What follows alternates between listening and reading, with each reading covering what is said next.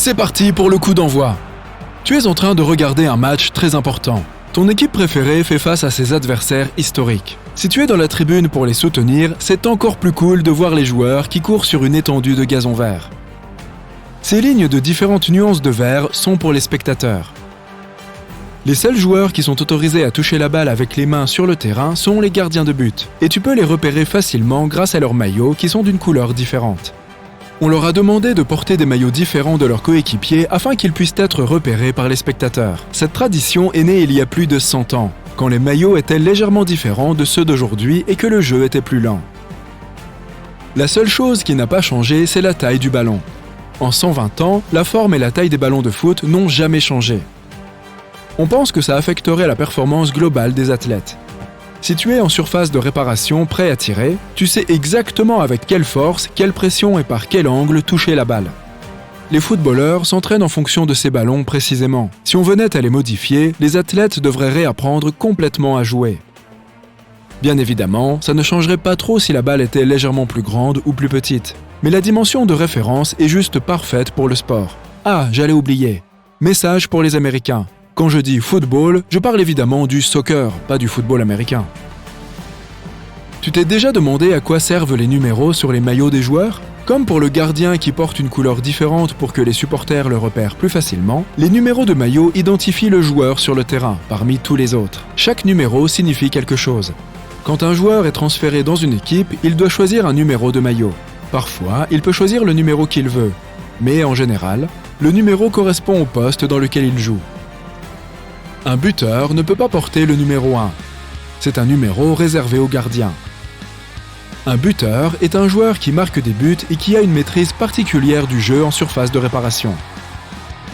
En général, c'est le numéro 9.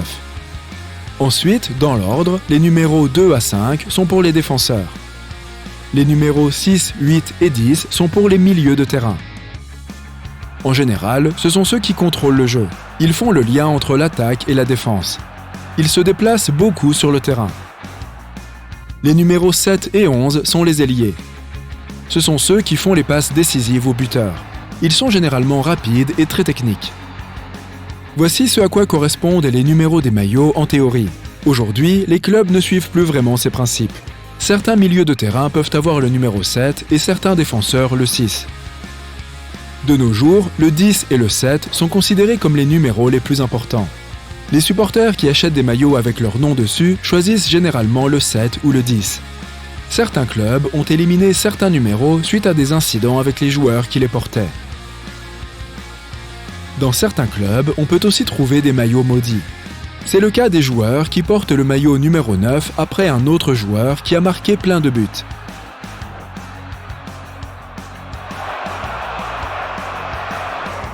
Le nouveau joueur sentira la pression. Il aura beau être un buteur exceptionnel, quelque chose dans le maillot porté par la légende lui filera les chocottes. En d'autres termes, il ne sera pas trop concentré. Certains joueurs peuvent facilement se déconcentrer, surtout lorsqu'ils vieillissent. On considère qu'un footballeur n'est plus au top de sa forme à partir de 35 ans. Ça paraît peu, mais dans le sport et surtout dans le foot, 35 ans c'est beaucoup. C'est presque la retraite. Waouh! Sauf quand tu t'appelles Kazuyoshi Miura et que tu joues au Yokohama FC. Il s'agit du plus vieux footballeur professionnel japonais encore actif à l'heure actuelle. Il a 53 ans et il est attaquant. C'est un peu un papy selon les normes footballistiques. Et alors ? Il n'y a pas d'âge pour jouer au foot. C'est aussi l'un des sports les plus vieux que l'on connaisse. Il est couramment associé au Brésil et à l'Angleterre, mais on a les preuves que c'est un sport qui date d'il y a plus de 2000 ans.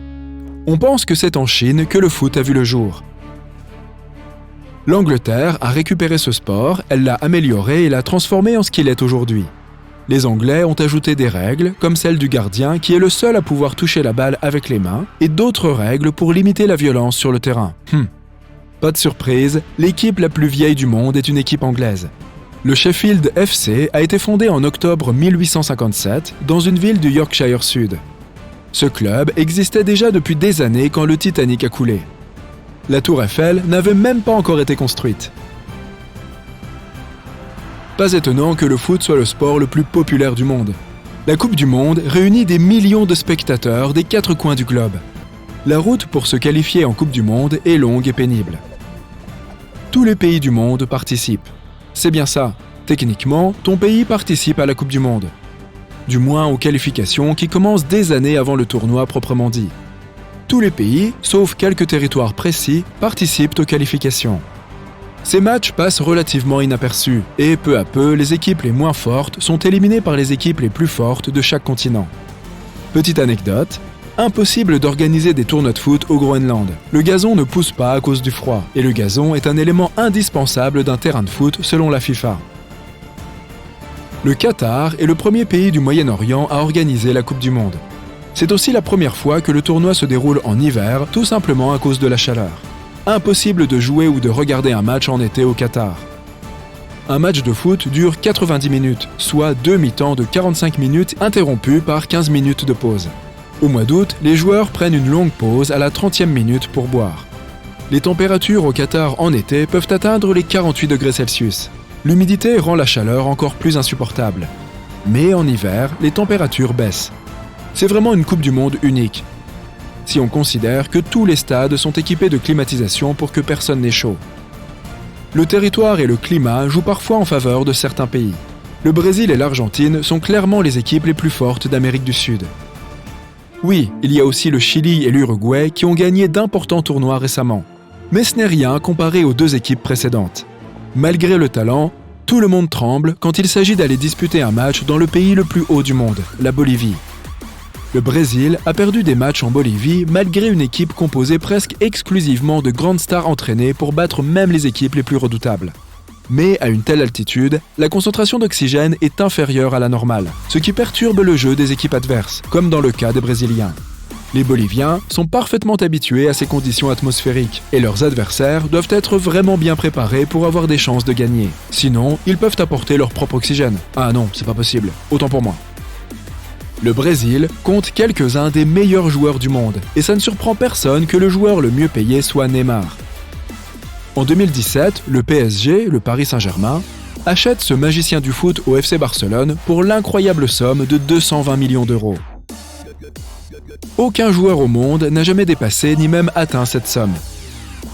Et devine quoi, ils lui ont donné le maillot numéro 10. Les Brésiliens sont connus pour leur style de jeu et leur dribble incroyable. Ce n'est pas surprenant non plus d'apprendre que le but marqué le plus rapidement du monde dans un match professionnel a été marqué par un Brésilien. Il s'agit de Ricardo Oliveira, qui a marqué un but 2,8 secondes après le coup d'envoi en 1988. Si tu as vu le match en live, tu n'as peut-être même pas eu le temps de voir le but. Tu étais probablement tout juste en train de t'installer et tu as cligné des yeux pile au mauvais moment. Je ne suis certain que d'une seule chose, je vais suivre le Brésil de près dans cette Coupe du Monde.